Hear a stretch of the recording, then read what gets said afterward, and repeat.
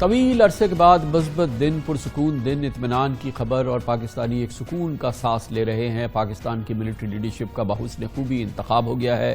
وزیر اعظم شہباز شریف نے انتخاب کیا، پاکستان تحریک انصاف نے اس کو ویلکم کیا، مبارکباد دی۔ نئی ملٹری لیڈرشپ کو بلا حیل و حجت صدر نے اس کی تصدیق کی۔ اس طرح سے ایک نئے سفر کا لگتا ہے کہ پاکستان آغاز کر سکتا ہے۔ ہر لحاظ سے پازیٹو خبر ہے۔ اس پر ابھی ہم پاکستان تحریک انصاف کا موقف سابق اسپیکر اسد قیصر صاحب سے لے رہے تھے، اب اس پر ہم مزید بات کرتے ہیں۔ اس کے لیے ہمارے ساتھ موجود ہیں سابق وزیر اعظم، سینئر نائب صدر پاکستان مسلم لیگ نون، اور میں بالکل کہنا چاہوں گا کہ پاکستان کے معزز ترین سیاستدانوں میں سے ایک جناب شاہد خاقان عباسی، جنہوں نے کہ نیب سے کسی بھی کنسیشن کو لینے سے انکار کر دیا اس پوری صورتحال میں، اور کبھی بھی انہوں نے کسی ضمانت کے لیے اپنے مقدمات کے حوالے سے اپلائی نہیں کیا۔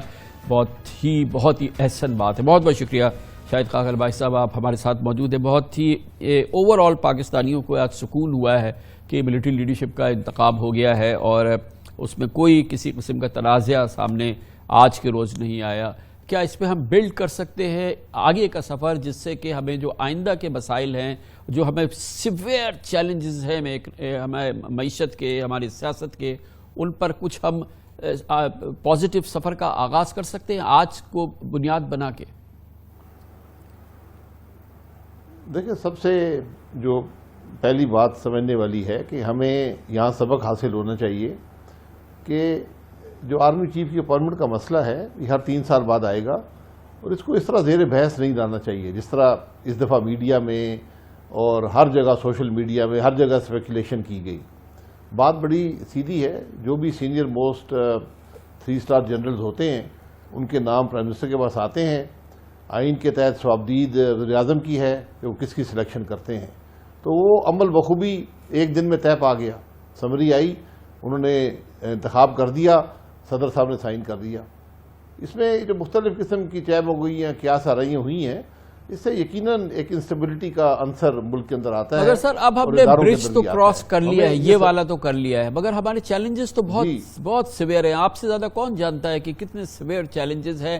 کسی ایک سیاسی جماعت کی بس کی باتیں میں بڑے ٹف ڈیسیشن لینے ہیں، نہ پی ٹی آئی وہ کر پائے گی اکیلے، نہ آپ اکیلے کر سکتے ہیں۔ آگے ایم ایف کے جو ہمیں ٹارگٹس ہیں، یہ تمام جو ہمیں سیویئر کرائسس ہے، یہ اس کے لیے تو بہت ہی ایک کنورجنس کی ضرورت ہے نا، جیسے آج ہم نے دیکھی ہم نے جی آج بھی دیکھی ہے، لیکن دیکھیں میں یہ کہہ رہا ہوں کہ یہ کیا سارائی کا مرکز نہیں ہونا چاہیے تھی اپائنٹمنٹ، یہ سبق ہے اس میں اندر۔ اب ہمیں آگے دیکھنا ہے، ملک کے معاملات کو دیکھنا ہے، اور بجائے اس کے کہ ایک دوسرے پر ہم الزامات لگائیں اور بہانے اور عذر پیش کریں اور ایک دوسرے کو کہیں کہ یہ کر گیا وہ کر گیا، آج کے معاملات کو حل کرنے کی ضرورت ہے۔ اگر ہم نے اس میں کسی پر الزام ہی لگانا ہے تو سب شامل ہیں، پھر اس میں کوئی بھی بری ذمہ قرار نہیں دیا جا سکتا۔ بالکل۔ تو اب اس پہ معاملات کو حل کرنے کی کوشش کریں۔ آپ کے پاس بہت سے مشکل فیصلے ہیں۔ آپ گیس کی قیمتیں دیکھ لیں، 3 سال سے نہیں بڑھی۔ آج آپ 1000 روپے کی گیس جو ہے وہ 640 میں اوسطاً بیچتے ہیں، یہ ممکن نہیں ہے۔ اس طرح بجلی کے معاملات ہیں، وہاں بھی قیمتیں نہیں بڑھیں، ان کو بھی آپ کو مینیج کرنا پڑے گا۔ ملک کے کرنٹ اکاؤنٹ ڈیفیسٹ ہیں، ملک کے فزیکل ڈیفیسٹس ہیں، ہر طرف ایک مسائل کا معاملہ ہے۔ اس سب کا اثر جو ہے وہ آپ کی کرنسی پر پڑتا ہے۔ جب کرنسی کمزور ہوتی ہے، ملک کے اندر مہنگائی بھی بڑھ جاتی ہے، کیونکہ جو چیز بھی ہم امپورٹ کرتے ہیں اس کی قیمت بڑھ جاتی ہے۔ آپ کے جو سود کا معاملہ ہے، 2018 میں 1500 ارب تھا، آج 4000 ارب پہ پہنچ گیا۔ تو یہ بڑے سیریس چیلنجز ہیں۔ تو آج ہمیں یہ ایک دوسرے پر الزامات لگانے کے بجائے کچھ مل کر ان سب چیلنجز کا مقابلہ کرنے کی ضرورت ہے۔ تو اس وقت جو سب سے پیراماؤنٹ چیلنج ہے، جو اس کو سب سے پہلے آپ کے خیال میں ہمیں اپنے معاشی ایگزسٹنس کو سنبھالنے کے لیے ضروری ہے، جس کو کہ ہمیں فوراً مقابلہ کرنا ہے، وہ کیا ہے؟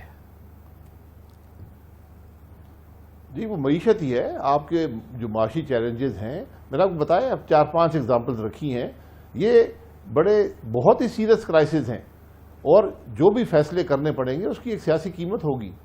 کیا وہ آج پی ایم ایل این اور کولیشن گورنمنٹ نے اٹھانی ہے، یا سب سیاستدانوں نے اس کے اندر اپنا حصہ ڈالنا ہے؟ تو ضرورت اس بات کی ہے کہ ٹیبل پر بیٹھیں، ایک پرائرٹیز طے کر لیں کہ ہم نے کون سی چیزیں کیسے کرنی ہیں، ان کا حل کیا ہے۔ ہر ایک کے حل موجود ہیں، لیکن وہ تکلیف دہ حل ہیں۔ ان کا بوجھ عوام پہ پڑے گا. اور اس میں کوئی شک نہیں ہے نا بھائی صاحب کہ یہ کوئی بھی پولیٹیکل گورنمنٹ چاہے وہ مینڈیٹ بھی بڑا ہیوی اس کے پاس ہو تو وہ یہ بہت ہی ناخوشگوار فیصلے ہیں جو عوام کو کسی صورت میں پسند نہیں آئیں گے. ان کی رینکنگ ان کی ریٹنگ میں بہت برا اثر پڑے گا, وہ بہت غیر مقبول ہوں گے. تو اس کے لیے تو ایک اشتراک بہت شدید چاہیے اور ایک انڈرسٹینڈنگ چاہیے. تو آپ ذرا مجھے اپنے دل کی بات یہ بتائیے کہ کیا اس کے لیے ضروری نہیں ہے کہ پہلے ہم اس کو جو امیڈیٹ ایشوز ہیں ان کو ایڈریس کریں اور ہم پھر الیکشن میں جائیں, پراپر مینڈیٹ آئے جس پارٹی کے پاس, پھر وہ اس کو ایڈریس کرے, مگر دوسری جماعت جو اپوزیشن میں ہو وہ اس کو سپورٹ کرے. آئیڈیل سچویشن ہے مگر کیا پاسبل ہے اور کیا یہ ضروری ہے؟ جی دیکھیں, پاسبل ہر چیز ہوتی ہے اگر نیت صحیح ہو. اگر نیت یہ ہو کہ مسائل کو حل کرنا ہے تو پھر مسائل حل ہو سکتے ہیں. اگر نیت ہر طرح سے ہر قیمت ملک کی ادا کر کے اقتدار کی کوشش ہو تو پھر معاملات حل نہیں ہوں گے. تو آج بات الیکشن کی مت کریں. آپ 3 مہینے کے انٹرم پروسیس کا متحمل نہیں ہو سکتے. آج بیٹھیں, ایک ایجنڈا طے کر لیں, ہم نے کیسے مسائل کو حل کرنا ہے, اس پر امپلیمنٹیشن شروع کر دیں اور سب ان فیصلوں میں حصے دار بنیں. اور کل جب ٹرم پوری ہوگی, الیکشن ہوگا, جو حکومت آئے گی وہ اس پروسیس کو کنٹینیو کرے. یہ 6 مہینے 1 سال کا پروسیس نہیں ہے. میری نظر میں کم از کم 3 سے 5 سال کا پروسیس ہے جس سے پاکستان کو گزرنا پڑے گا.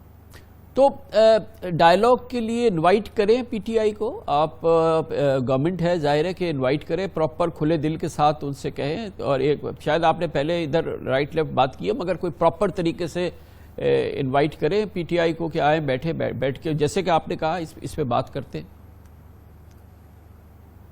جی بالکل, وزیر اعظم صاحب کو یہ پھر سے کرنا چاہیے. شہباز شریف صاحب کی پہلی تقریر بھی قومی اسمبلی میں بطور اپوزیشن لیڈر, آخری تقریر بھی بطور اپوزیشن لیڈر, اس کے بیچ میں بھی بطور لیڈر آف دا ہاؤس بھی, ہر تقریر میں انہوں نے کہا ہے کہ بیٹھیں اور مل کر ان معاملات کو حل کریں.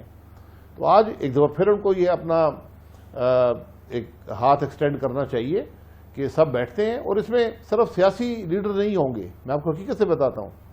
اس میں آپ کو اسٹیبلشمنٹ کو بھی بیٹھنا پڑے گا, اس میں جوڈیشری کو بھی بیٹھنا پڑے گا, کیونکہ سب کے جو فیصلے ہوتے ہیں وہ اثر انداز ہوتے ہیں ملک کی معیشت پر. تو آج نیب کو دیکھ لیں, آج سب سے بڑا عنصر جو ملک کے اندر اثر انداز ہو رہا ہے آپ کے فیصلوں پر وہ نیب کا ہے. تو ان سب معاملات کو آپ نے کنسنسس سے طے کرنا ہے, یہ کوئی ایک جماعت نہیں کر سکتی. اس لیے آج سب کو بیٹھنا ہوگا اور میں امید کرتا ہوں کہ وزیر اعظم صاحب ضرور, اور وہ پہلے بھی کرتے رہے, ان کو کوئی اس میں آر نہیں ہے, وہ انشاءاللہ ہاتھ بڑھائیں گے. اور مجھے امید ہے آپ کی کیا انڈرسٹینڈنگ ہے, کافی طویل عرصے سے آپ کی براہ راست نواز شریف صاحب سے ملاقات نہیں ہوئی ہے لیکن وہ اسی سوچ کے حامی ہیں؟ جی بالکل اسی سوچ کے حامی ہیں. نواز شریف صاحب تو وہ آدمی ہیں جنہوں نے ہمیشہ شائستگی سے سیاست کی ہے, جنہوں نے ہر چیز کو برداشت کیا ہے. ورنہ جو کچھ ہم نے نواز شریف کی ذات کے ساتھ کیا ہے اس کی مثال کوئی نہیں ملتی. آج تک آپ ایک پیسے کی کرپشن نواز شریف پر الزام تک نہیں لگا سکے, اور آپ نے ہر طرح سے میڈیا کے اندر, میڈیا سے باہر, عدالتوں میں آپ نے ملائن کیا. تو نواز شریف صاحب تو ہمیشہ سے اس بات کے حامی ہیں کہ آج کے مسائل کو مل جل کر حل کرنے کی ضرورت ہے. اچھا, اور اس پورے ماحول میں ظاہر ہے کہ باری باری ہر سیاسی جماعت کی فوج سے بڑی شکایات رہی ہیں, اور جس کی جب باری آئی ہے اس نے اس کا کھل کے اظہار کیا, اور اب تو پچھلے ہم نے سالوں میں دیکھا ہے کہ اس کی تو کوئی لمٹ ہی نہیں رہی ہے. اب فوج کا یہ اصرار ہے اور ان کا عزم ہے کہ وہ سیاست سے لا تعلق ہو جائیں گے. ایز اے سیاستدان آپ اس کو کیسے دیکھتے ہیں ماضی کو سامنے رکھتے ہوئے, اور اس کے لیے آپ کے نزدیک کیا اس کا لٹمس ٹیسٹ ہوگا؟ دیکھیں, آج بھی ہمارے نظام کے اندر ایک گہرا اثر ہے اسٹیبلشمنٹ کا, یا فوج کہیں, جو بھی کہنا چاہتے ہیں, اس کا گہرا اثر ہے. وہ اثر آپ کو بتدریج اس کو ایک آئینی دائرے میں لانا پڑے گا, ورنہ معاملہ نہیں چل سکتا. ہم نے بہت سے ایکسپیریمنٹ کر لیے ہیں, اور یہ شکایت جو ہوتی ہے یہ ادارے سے نہیں ہوتی. یہ میں سمجھتا ہوں کہ جو لیڈرشپ رہی ہے, جنہوں نے ان معاملات میں حصہ لیا ہے, الیکشن کے اندر جو دھاندلیاں ہوئی ہیں, جو بھی حالات ہوئے ہیں, وہ ماضی کا حصہ ہیں, تاریخ کا حصہ بن گئے ہیں, ان کو ایک طرف کر دیں. تو ادارہ جو ہے وہ اس کا ایک مقصد ہے ملک کے دفاع اس کا مقصد ہے اور وہ کرتا ہے اور پروفیشنلی کرتا ہے، اور تاریخ ثابت کرتی ہے کہ بڑی دلیری سے کرتا ہے، تو وہ معاملات اپنی جگہ پر ہیں۔ لیکن آج ایک نئی عسکری قیادت آئی ہے، اب ان پر لازم ہے کہ کس طرح وہ اس بات کو مینیج کرتے ہیں کہ جو اثرات فوج کے ملک کی سیاست پر ہیں اور اس کے ذریعے ملک کی معیشت پر ہیں، ملک کے سیکیورٹی کے معاملات پر ہیں، ملک کی خارجہ پالیسی پر ہیں، ان کو کیسے وہ آئین کے دائرے کے اندر لاتے ہیں۔ کیا عوامل ہیں جو کہ اب ہم افورڈ نہیں کر سکتے کہ آئندہ الیکشن پہ پھر ایک بار پھر عدم اعتماد کا اظہار ہو؟ وہ کیا عوامل ہیں، وہ کیا طریقہ کار ہے جس سے کہ ہم انشور کر سکتے ہیں کہ آئندہ الیکشن صاف اور شفاف ہو؟ بلا کا آپ کا تجربہ ہے خود الیکشنز کا، اور آپ کو تو بالکل پتہ ہونا چاہیے، ماشاءاللہ وزیر اعظم رہے ہیں آپ ہر طرح سے، ذرا بتائیں نا کہ کیسے ممکن ہوگا کہ آئندہ الیکشن، اور یقینی طور پہ ظاہر ہے کہ اس کی اب ذمہ داری آپ پر ہوگی، آپ سے یہ سلسلہ شروع ہوگا، کیسے آپ ممکن بنائیں گے کہ بالکل صاف شفاف ہو، پوری قوم کو اعتماد ہو؟ دیکھیں، نیک نیتی کے ساتھ بیٹھیں اور جو ہم الیکٹورل ریفارمز کی بات کرتے ہیں اس کی بات کریں۔ میں آپ کو حقیقت سے کہتا ہوں، پاکستان میں جو الیکشن کا نظام ہے، اگر آپ اس کے اندر مداخلت نہ کریں، اس سے بہتر نظام نہیں ہے۔ آپ کو وقت پہ رزلٹ بھی دیتا ہے، اس پہ آپ انگلی بھی نہیں اٹھا سکتے۔ تو اگر پولنگ سٹیشن جو ہے وہ الیکشن کمیشن کے عملے کے کنٹرول میں ہوگا تو آپ کا الیکشن قابل قبول ہوگا۔